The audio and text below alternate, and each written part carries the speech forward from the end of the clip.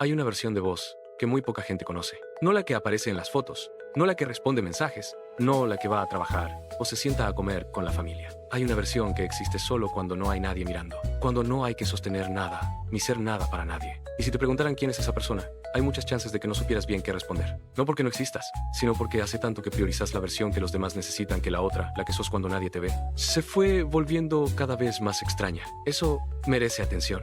No como problema de autenticidad ni como llamado filosófico a ser más genuino, no como juicio moral sobre la coherencia, sino como síntoma de algo que tiene consecuencias concretas, inmedibles en cómo se vive el cotidiano y en cómo se siente vivir desde adentro. Aunque desde afuera todo parezca funcionar exactamente como debería, todos los seres humanos presentan versiones distintas de sí mismos según el contexto en que se encuentran. Eso no es hipocresía, ni doble vida ni falta de coherencia, es parte completamente normal del funcionamiento social y de la adaptación al entorno.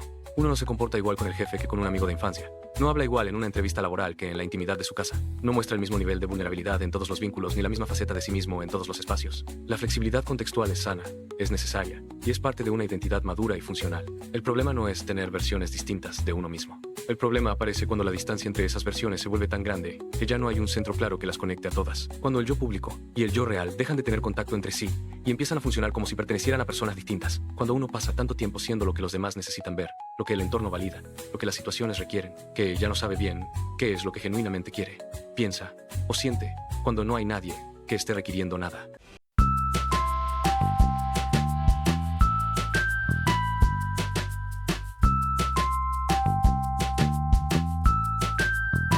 Hay un nombre para el mecanismo que produce esto, el yo falso adaptativo. No es un trastorno ni una patología, no es una falla moral ni una señal de que algo está fundamentalmente roto. Es una estrategia que muchas personas desarrollan, generalmente desde muy temprano, en respuesta a entornos que exigían determinadas versiones de uno mismo y penalizaban otras de maneras que podían ser explícitas o completamente implícitas. El entorno familiar que solo validaba ciertos estados emocionales y respondía con distancia o con crítica a los que salían de ese rango. La escuela que premiaba determinado tipo de rendimiento y borraba todo lo que quedaba fuera de ese molde. El grupo de pertenencia que tenía sus reglas no escritas sobre quién podía ser quién dentro de él. En todos esos entornos, la persona fue aprendiendo, con la precisión que da la necesidad de sobrevivir socialmente, qué partes de sí misma eran bienvenidas y cuáles convenía guardar. Y las que no eran bienvenidas fueron siendo relegadas, escondidas, eventualmente tan apartadas que el acceso a ellas empezó a requerir un esfuerzo que ya no parecía razonable. Con el tiempo, el yo público se vuelve tan competente, tan ensayado, tan eficiente en cumplir las expectativas del entorno y en anticipar lo que cada situación requiere, que empieza a funcionar de manera casi autónoma. Ya no requiere esfuerzo consciente. La versión adaptada responde sola, sin necesidad de instrucciones. La máscara se convierte en segunda piel. Y lo que empieza a requerir esfuerzo, lo que empieza a costar, ya no es sostener la versión pública, es el contacto con lo que hay debajo de ella. Ese contacto se vuelve cada vez más difícil, más distante, más incierto. Hay un mito que hay que desmontar porque es especialmente resistente y porque tiene apariencia de razonabilidad. El de que si funcionas bien hacia afuera, si cumplís con lo que se espera, si la gente que te rodea está satisfecha con la versión que les mostrás, entonces no hay problema real que atender. Que el yo público eficiente es suficiente para vivir bien.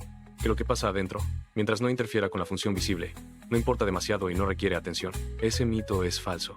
Y el costo de creerlo no siempre se cobra de inmediato. A veces se cobra años después, cuando el sistema de sostenimiento de la versión pública empieza a hacer agua y no hay nada más claro debajo. El yo que no tiene espacio para existir no desaparece. No se disuelve porque se lo ignore, ni porque se lo tape con función y ocupación. Sigue ahí y produce señales, muchas veces persistentes, que rara vez se conectan con su origen, porque el origen quedó demasiado atrás y demasiado normalizado. La sensación de vacío en momentos que, objetivamente, deberían sentirse bien. El aburrimiento existencial, en medio de una vida que desde afuera parece completa. La dificultad para sentir placer genuino. No el placer de cumplir, sino el placer de simplemente estar. La extraña incomodidad que aparece en los momentos de descanso, cuando no hay nada que sostener ni nadie a quien responder, y que en lugar de sentirse como alivio, se siente como amenaza. También hay que desmontar la idea de que esto se resuelve siendo más auténtico, mostrando más, siendo más transparente con los demás. La autenticidad como práctica social no es el camino. El camino es el contacto con uno mismo, que es una cosa distinta y previa. Antes de poder mostrarte genuinamente a otros, necesitas saber qué es lo que genuinamente existe en vos. Y muchas personas que creen que se conocen bien descubren, cuando se quedan solas sin estímulos externos, que hay un silencio adentro que no saben cómo habitar.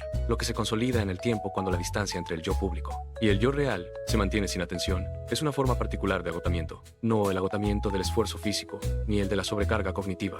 Es el agotamiento de la actuación sostenida. De tener que monitorear constantemente qué versión de uno mismo corresponde a cada situación. De nunca poder bajar la guardia del todo porque bajarla implicaría que algo de lo que hay adentro podría salir y no se sabe bien qué efecto tendría. Ese agotamiento tiene una característica que lo hace especialmente difícil de identificar y de tratar. No mejora con el descanso convencional. El descanso físico, el sueño, las vacaciones, descansan el cuerpo, pero no descansa en el mecanismo de gestión de la identidad. Ese sigue funcionando, en segundo plano, sin que nadie lo active conscientemente.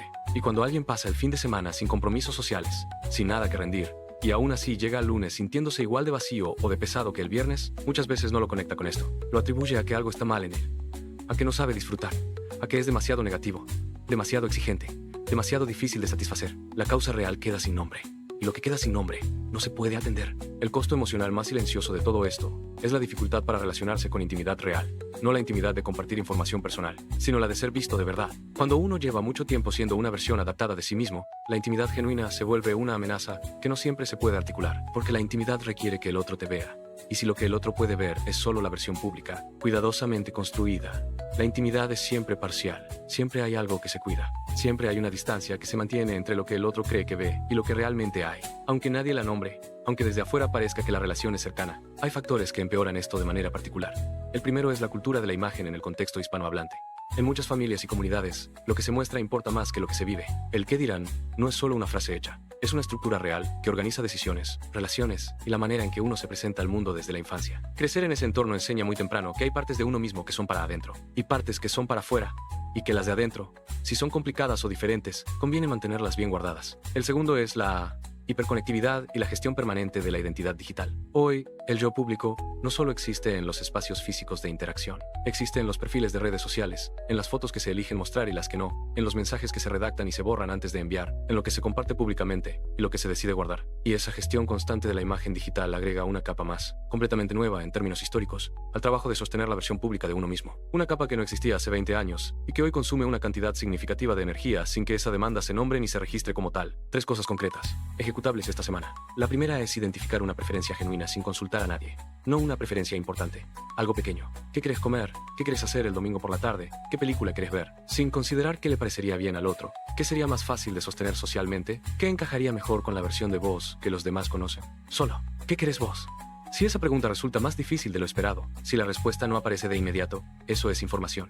Es el punto de partida. La segunda es pasar tiempo a solas, sin pantalla y sin agenda durante al menos 20 minutos esta semana. No meditación, no ejercicio, no productividad. Solo estar sin hacer nada en particular y sin el estímulo de ninguna pantalla. Lo que aparece en ese espacio, el aburrimiento, la incomodidad, los pensamientos que surgen sin que los llames, dice algo sobre lo que hay cuando no hay nada que sostener. No para analizarlo inmediatamente, solo para notarlo. La tercera es escribir, sin destinatario. Algo que nunca le dirías a nadie. No para enviarlo, no para procesarlo todavía, solo para sacarlo del lugar donde vive, que es el interior, y ponerlo en algún lugar externo, donde pueda existir sin tener que ser útil, ni presentable, ni aceptable para nadie, más que para vos. Ese ejercicio, tan simple como suena, es uno de los pocos que pone en contacto directo con partes del yo que no suelen tener permiso de existir en los espacios compartidos. No sabes quién sos cuando nadie te ve porque hace tiempo que siempre hay alguien mirando, y a veces ese alguien no es una persona externa. A veces ese alguien sos vos mismo, la parte de vos que aprendió a monitorear, a evaluar, a asegurarse de que la versión correcta esté en su lugar, antes de que alguien más tenga la oportunidad de ver la que no lo es. Esa vigilancia tiene un precio. Y el precio no siempre se cobra de manera dramática. A veces se cobra en ese vacío tranquilo de no saber bien qué crees. En esa dificultad para estar a solas con vos mismo sin que el silencio se sienta pesado. Si esto tocó algo que reconoces, no lo dejes solo en el reconocimiento. Hay alguien en tu entorno que también lleva 2 versiones de sí mismo sin saber cómo acercarlas. Que también siente ese cansancio que no tiene nombre claro. Ese alguien necesita escuchar esto. Dale like si hoy fue honesto. Suscríbete si quieres seguir recibiendo lo que nadie dice en voz alta sobre salud mental. Y compártelo. Porque a veces, lo más útil que puedes hacer por alguien es nombrar lo que lleva sin nombre desde hace demasiado tiempo. Si esto te está superando, pedir ayuda también es una forma de recuperar calma.